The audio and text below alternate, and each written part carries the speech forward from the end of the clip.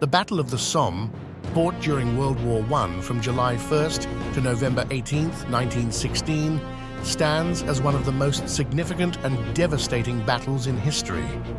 It was intended as a joint British and French offensive against German forces along a 25-mile front in northern France.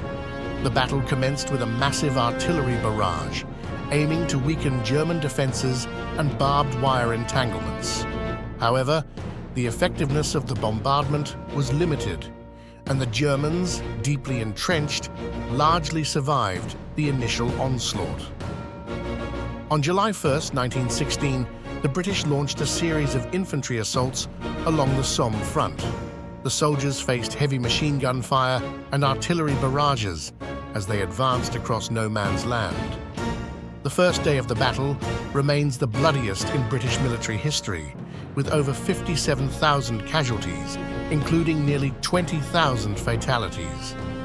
The battle continued for months, characterized by brutal trench warfare and futile frontal assaults.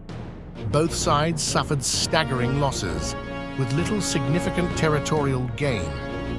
The introduction of tanks during the battle marked a significant development in military technology, although their impact was limited.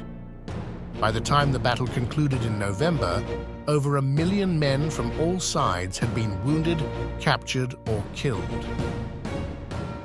The Battle of the Somme symbolizes the tragic futility and immense human cost of World War I, serving as a somber reminder of the horrors of modern warfare.